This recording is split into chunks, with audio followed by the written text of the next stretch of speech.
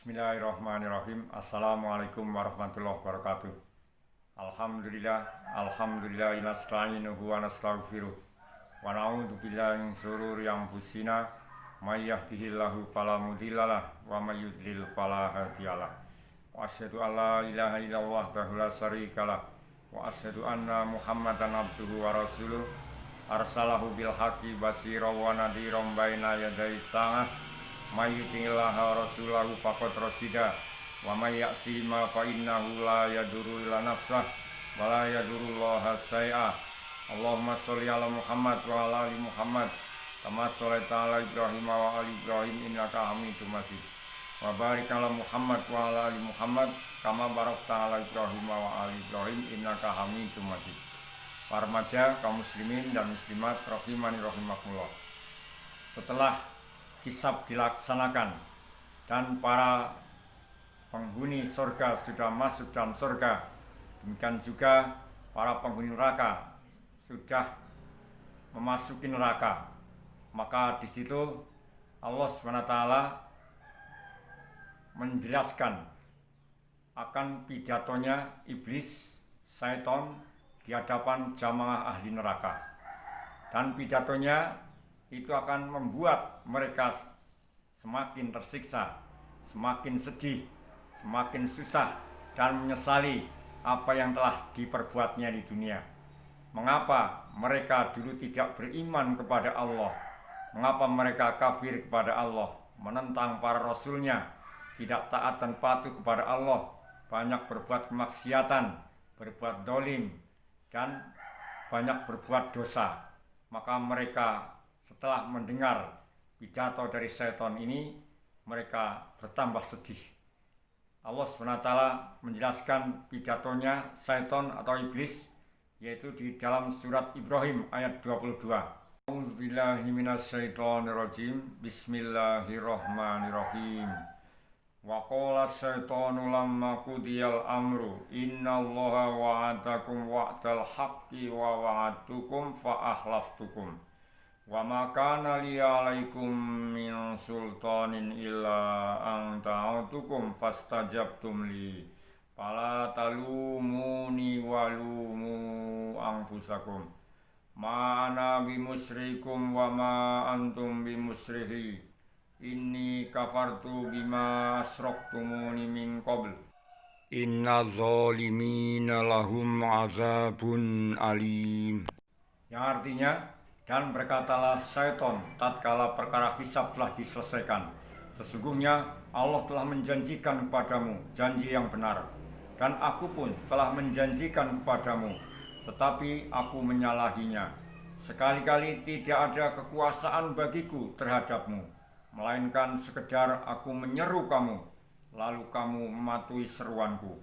Oleh sebab itu, janganlah kamu mencerca aku, akan tapi cercalah dirimu sendiri. Aku sekali-kali tidak dapat menolongmu, dan kamu pun sekali-kali tidak dapat menolongku. Sesungguhnya aku tidak membenarkan perbuatanmu mempersekutukan aku dengan Allah sejak dahulu. Sesungguhnya orang-orang yang zalim itu mendapat siksa yang pedih.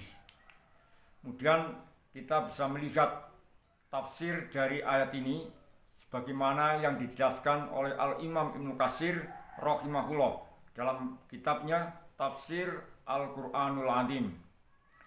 Al-Hafidz Ibnu Katsir rahimahullah berkata, Allah SWT mengabarkan tentang khutbah yang disampaikan oleh iblis kepada para pengikutnya, yaitu setelah Allah memutuskan atau menghisab para hambanya, lalu Allah memasukkan kaum mukminin ke surga, dan Allah menempatkan orang-orang kafir ke dalam neraka jahanam. Maka iblis pun tatkala itu berdiri dan berkhutbah kepada para pengikutnya agar semakin menambah kesedihan di atas kesedihan mereka, kerugian di atas kerugian, serta penyesalan di atas penyesalan. Nah, kemudian coba kita lihat maksud dari per ayat ini. Innallaha wa'adakum wa'dal haq. Iblis berkata kepada penduduk neraka, sesungguhnya Allah telah menjanjikan padamu janji yang benar. Apa maksudnya? Dijelaskan oleh Imam Ibnu Katsir rahimahullah adalah yaitu melalui lisan rasul-rasulnya, dan dia menjanjikan kepada kalian apabila kalian mengikuti para rasul, dia akan menyelamatkan dan mensejahterakan kalian, dan janji Allah itu dipenuhinya karena janjinya adalah benar dan beritanya benar pula. Kemudian makna ayat ini semisal dengan apa yang disebutkan oleh Allah SWT dalam surat An-Nisa ayat 120. Ya'iduhum wa yumannihim wa ma ya'iduhumus syaitanu illa ghurura. Syaitan itu memberikan janji-janji pada mereka dan membangkitkan angan-angan kosong pada mereka. Padahal syaitan itu tidak menjanjikan pada mereka selain dari tipuan belaka. Nah, oleh karena itu, maka janganlah kita mau ditipu oleh syaitan. Karena syaitan ini akan menjerumuskan seorang menjadi teman-temannya di neraka. Selanjutnya, kalau kita ingin melihat contoh janji Allah SWT di dalam Al-Quran, maka kita bisa membaca dalam surat Al-Ma'idah ayat 9. Wa'adallahu alladzina amanu wa amilus solihati lahum maghfiratu wa ajrun azim. Allah telah menjanjikan kepada orang-orang yang beriman dan yang beramal solih bahwa untuk mereka ampunan dan pahala yang besar. Kemudian kalau kita ingin lihat lagi contoh di antara janji Allah yang ada dalam Al-Quran adalah dalam surat At-Taubah ayat 72. Wa'adallahu al-mu'minina al-mu'minati jannatin tajri min tahtiha al-anharu khalidina fiha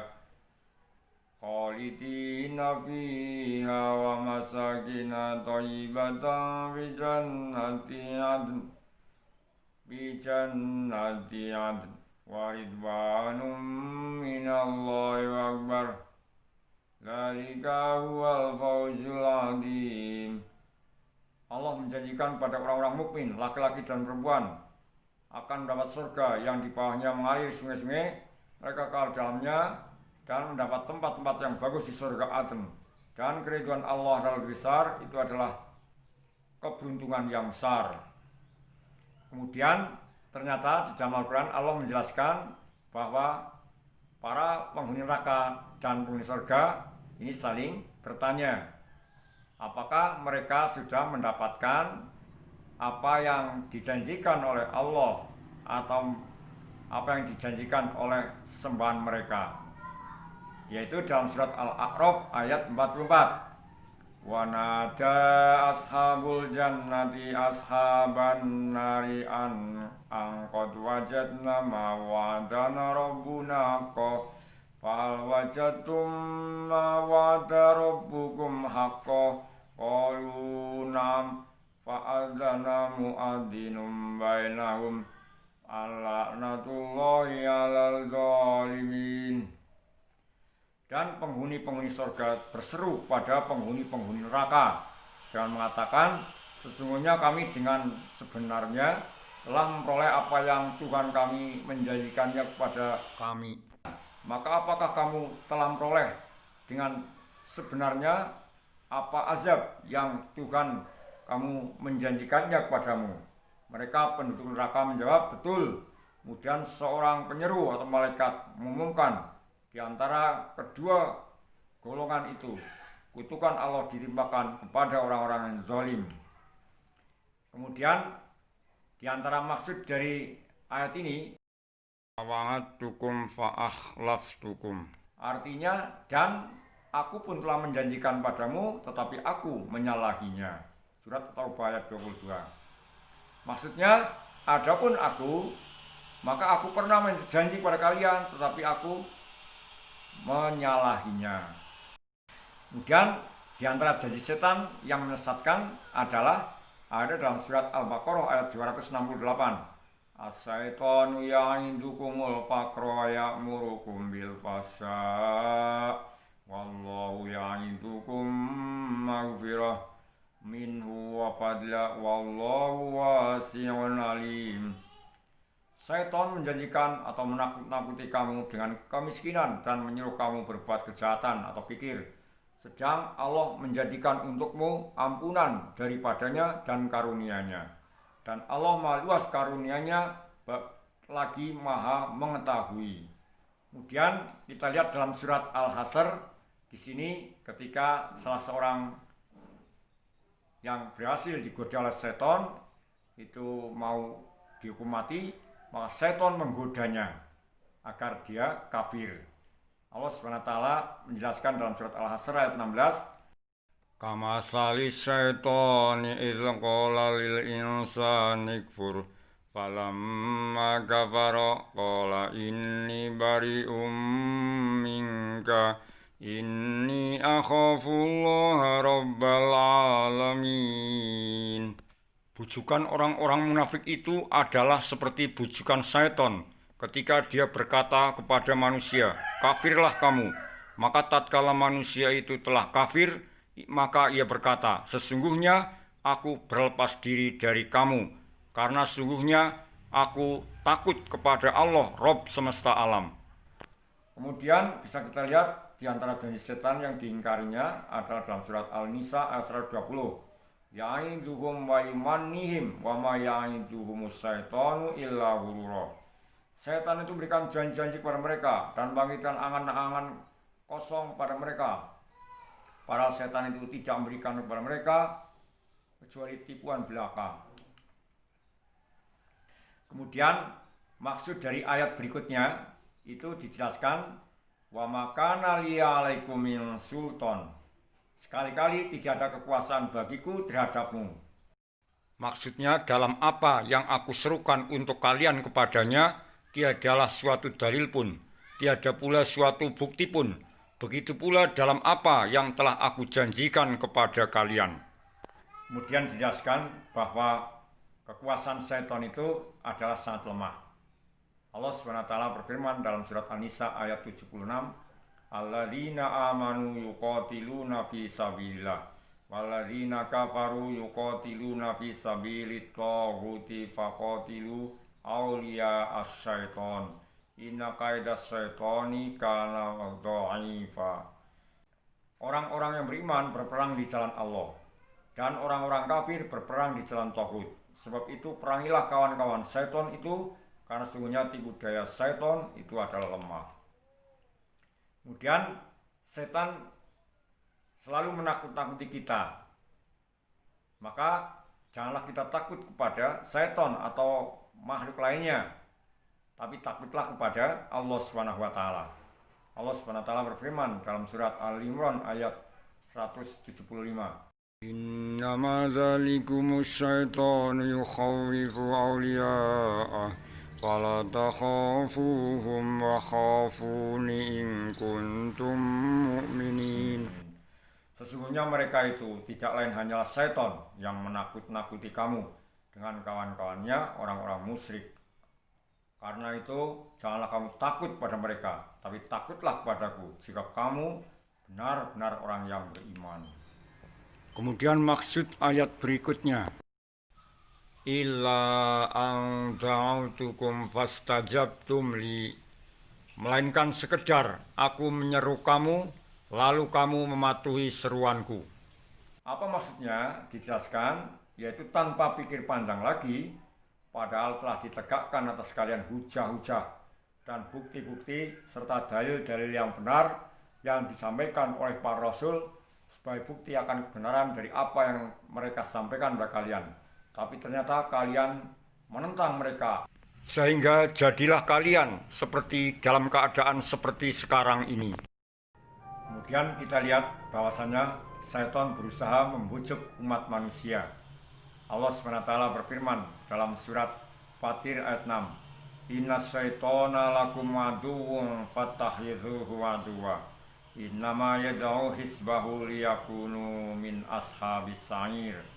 Sesungguhnya syaitan itu adalah musuh bagimu, maka anggaplah ia musuhmu, karena sesungguhnya syaitan itu hanya mengajak golongannya supaya mereka menjadi penghuni neraka yang menyala-nyala.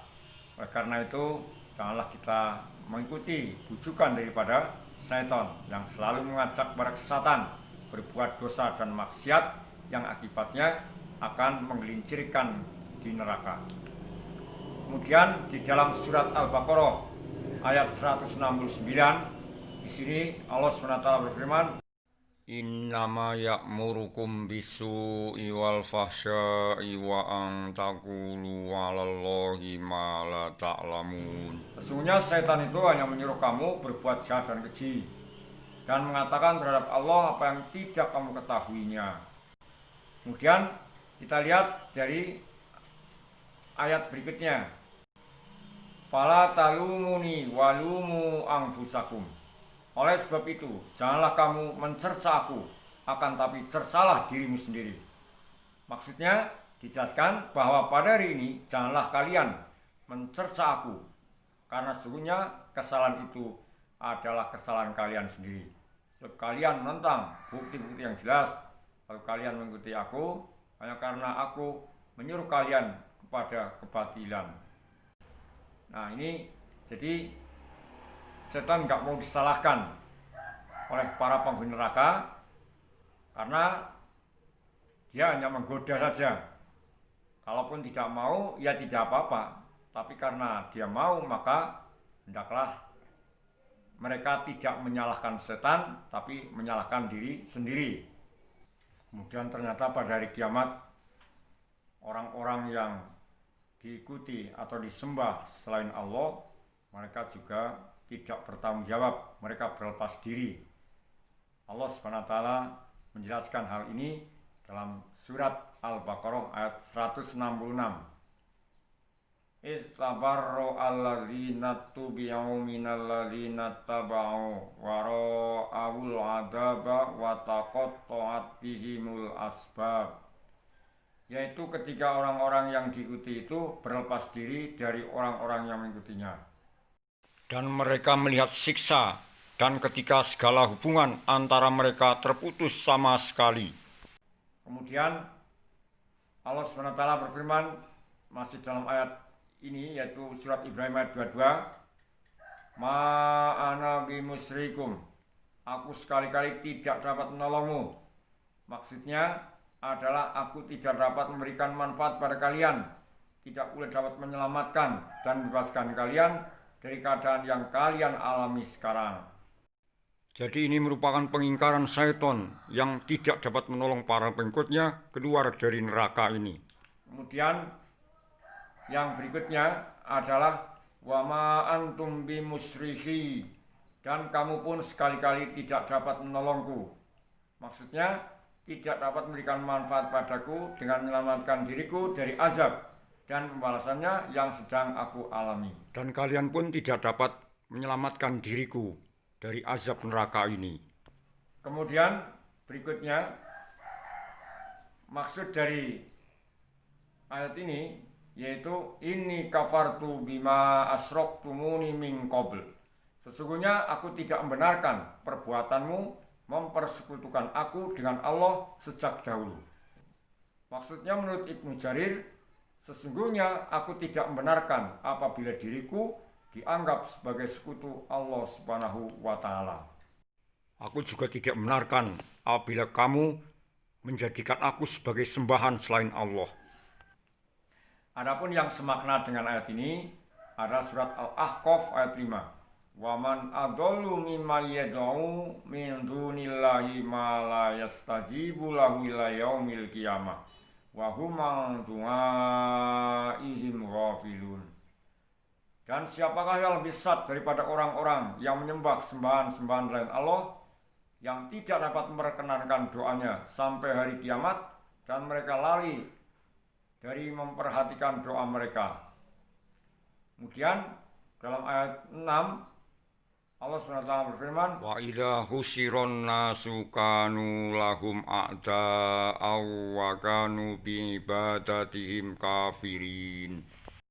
Dan apabila manusia dikumpulkan pada hari kiamat, niscaya sembahan-sembahan itu menjadi musuh mereka dan mengingkari pemujaan-pemujaan mereka.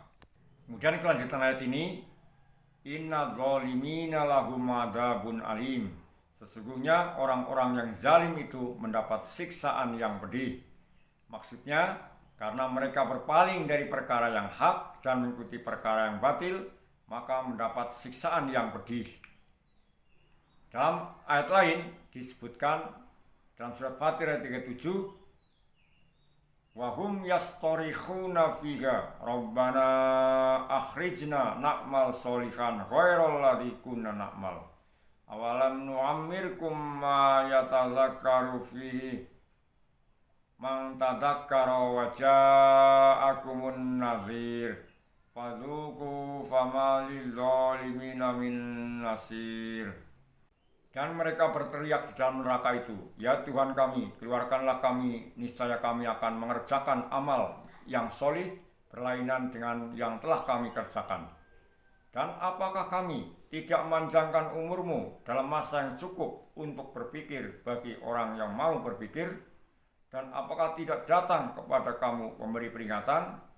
Maka rasakanlah azab kami. Tidak ada bagi orang yang zalim seorang penolong pun. Demikian yang bisa kita sampaikan dalam kesempatan kali ini. Semoga dengan mempelajari surat Ibrahim ayat 22 tentang pidato syaitan di hadapan para jamaah ahli neraka, kita bisa jadikan sebagai pelajaran agar dalam hidup ini kita jangan sampai mengikuti bujuk rayu syaitan yang selalu mengajak kepada kesesatan, senang berbuat dosa, senang berbuat maksiat, durhaka kepada Allah, kemudian durhaka kepada Rasulnya. Karena syaitan berusaha menggoda umat manusia agar menemaninya di neraka. Maka berhati-hatilah kita di dalam hidup ini, selalulah kita bertakwa kepada Allah SWT dan berdoa mohon perlindungan dari godaan syaitan ini. Subhanaka Allahumma bihamdika asyhadu alla ilaha illa anta astaghfiruka wa atubu ilaik. Wa sallallahu ala Muhammadin wa ala alihi wa sahbihi wasallam. Walhamdulillahirabbil alamin. Assalamualaikum warahmatullahi wabarakatuh.